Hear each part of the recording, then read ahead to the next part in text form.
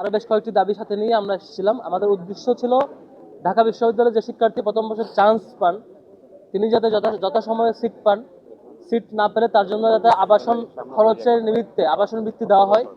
এবং একই সাথে আমাদের উদ্দেশ্য ছিল যেই রিয়েট নেওয়ার যে প্রবণতা শুরু হয়েছিল সেই প্রবণতা যাতে না থাকে ক্যাম্পাসে, সেটির জন্য সুনির্দিষ্ট নীতিমালা প্রণয়নের জন্য আমরা দাবি জানিয়েছিলাম।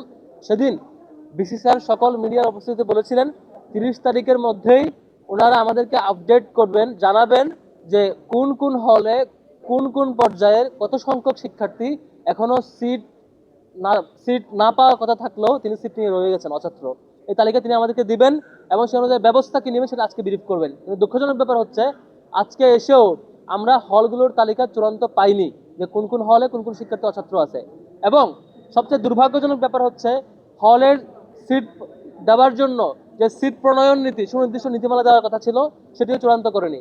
আমরা আজকে স্পষ্ট ভাষায় বলেছি যে ওনাদের যে চিন্তা যে সিট নীতিমালা আরো ফ্লেক্সিবল করা, ওনাদের যে চিন্তা যে সিট নীতিমালায় রিয়েটকে আরো উৎসাহিত করা, ওনাদের যে চিন্তা যে সিট নীতিমালায় কেমন করে আরো অছাত্র কিংবা দীর্ঘদিন ধরে শিক্ষার্থীদেরকে রেখে দেওয়া যায় এবং ফার্স্ট ইয়ারকে হয়রানি করা যায়, সেই চিন্তার সেই খসড়ার বিরোধিতা আমরা করেছি।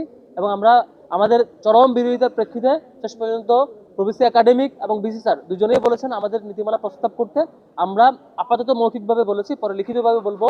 স্পষ্টত অবশ্যই যাতে সেশন বাইন্ডিংস থাকে এবং অবশ্যই যাতে রিয়েট নেওয়ার প্রবণতার দিকে ঝুঁকে না যায়, যারা রিয়েট নেন তারা যাতে এই সিট নীতিমালার মাধ্যমেই সিট না পাওয়ার যদি সিট বাতিলের দিকে যায় এবং সিট যাতে তাদের সিট যাতে বাতিল হয় এবং প্রথম বর্ষের শিক্ষার্থী যাতে প্রায়োরিটি পায়, এই ধরনের একটা খসড়া প্রস্তাব আমরা দিব।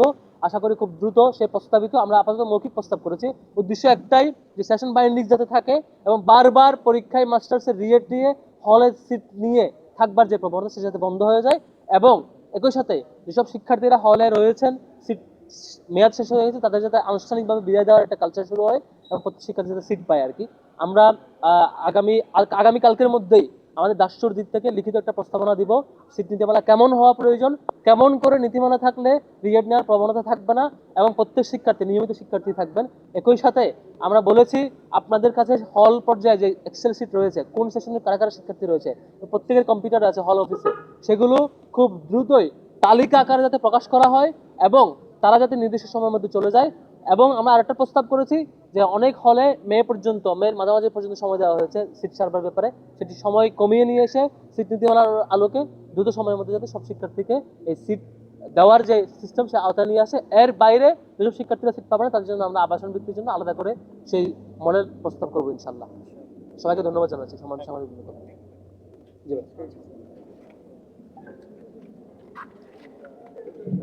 তারা একটি সিদ্ধান্ত জানাবেন যে কোন নীতিমালার আলোকে প্রথম বর্ষের যে সিট সেই সিট বরাদ্দ করা হবে। একই সাথে আমরা জানিয়েছিলাম যে যারা অছাত্র হিসেবে হলে অবস্থান করছেন তাদেরকে সসম্মানে বিদায় করার ব্যাপারে বিশ্ববিদ্যালয় প্রশাসন কি ধরনের ভূমিকা রাখবেন এবং প্রথম বর্ষের যে সিট অ্যালটমেন্ট দেওয়ার ক্ষেত্রে যে ধরনের বিষয়গুলো শুরু করা দরকার, অর্থাৎ আবেদনপত্র জমা নেওয়া এবং ভাইভা, সেই বিষয়গুলো হলগুলো শুরু করেছে কিনা এই বিষয়ে আমরা আপডেট দিতে আজকে এসেছিলাম। বিশ্ববিদ্যালয় প্রশাসনের পক্ষ থেকে যে রেসপন্সগুলো পেয়েছি এটা এক ধরনের মিক্স রেসপন্স বলা যায়।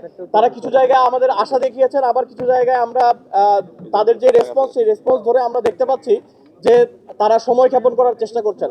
আমরা ইতিমধ্যে দেখেছি যে দু একটা হলে ইতিমধ্যেই সিটের অ্যালটমেন্ট পর্যন্ত হয়ে গিয়েছে, কিন্তু আবার কিছু হলে এখন পর্যন্ত শুধুমাত্র ভাইবার যে কার্যক্রম সেই কার্যক্রমও শুরু হয়নি। অর্থাৎ আমরা এটা থেকে বলতে পারি যে যদি সদিচ্ছা থাকে, যদি কোনো হলের ইচ্ছা থাকে যে প্রথম বর্ষের শিক্ষার্থীদের সিট অ্যালটমেন্ট দেওয়ার ক্ষেত্রে তারা যদি বদ্ধপরিকর হন তাহলে এটা করা সম্ভব ছিল। কিন্তু আমরা দেখতে পেয়েছি শুধুমাত্র আবেদনপত্র জমা নেওয়ার জন্যই 30 তারিখ পর্যন্ত দীর্ঘায়িত করা হয়েছে এই সময়টা। আমরা মনে করি যে এটা শুধুমাত্র দীর্ঘায়িত করার জন্য এই ধরনের সিদ্ধান্ত নেওয়া হয়েছে। আমরা এই ব্যাপারে বিস্তারিত কথা বলেছি বিশ্ববিদ্যালয় প্রশাসনের সাথে, সেই বিষয়ে ব্রিফ করার জন্য অনুরোধ করছি ডাকসুর জিএস এস এম ফরহাদকে। আসসালামু আলাইকুম রহমতুল্লাহ। সম্মানিত সাংবাদিক বন্ধুদের সবাইকে স্বাগত জানাচ্ছি। আজকে আবারও আপনারা আসছেন। আমরা বেশ কিছুদিন